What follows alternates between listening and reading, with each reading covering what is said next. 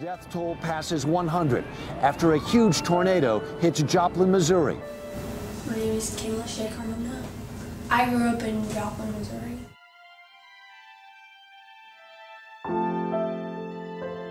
Before the tornado, I had 5 sisters, including me, and dad and my mom. It seemed like life was perfect because we lived close to our friends. We went over their house all the time. My dad worked. My mom was a stay-at-home mom. We did everything a basic Christian would do. I don't feel like we ever really went deeper.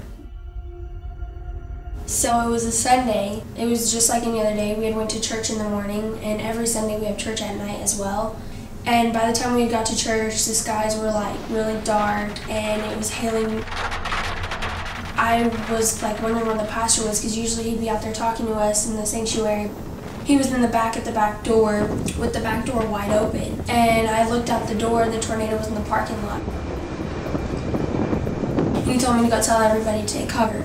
Our family was pretty spread out. It was just kind of all over the church, and some of the other families were too. So not everyone heard me, but as soon as I did, the lights went out.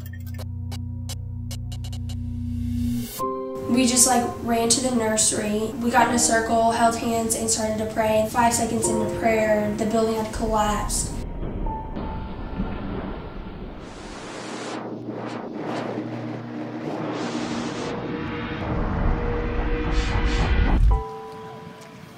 If I remember correctly, I think it was an hour we were under there. Just like right before I got dug out, my dad had told us like he loved us if anything happened.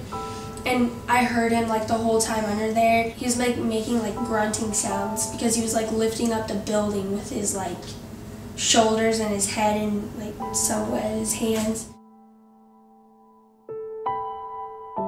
I saw the pastor drag out my dad and like pull his ID in his pocket so he could be identified.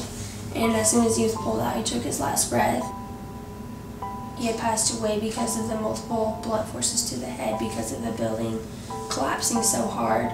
And I also think that it broke his neck. And that's when I had told my mom, like, he's right there, and she didn't really believe me. But my sister, I'm pretty sure that it was just too much on top of her for a little 8-year-old. Throughout the next few weeks, people were coming over bringing food. A lot of my friends' parents tried to get us to eat because I know like I wasn't eating. My mom had crutches and she was brought home in a wheelchair.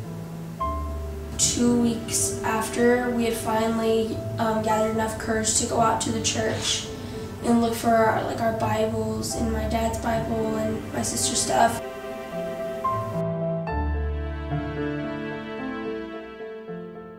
When people start to ask me of my religion and why, I never really had a reason. But now, like, I've been getting a lot deeper into it.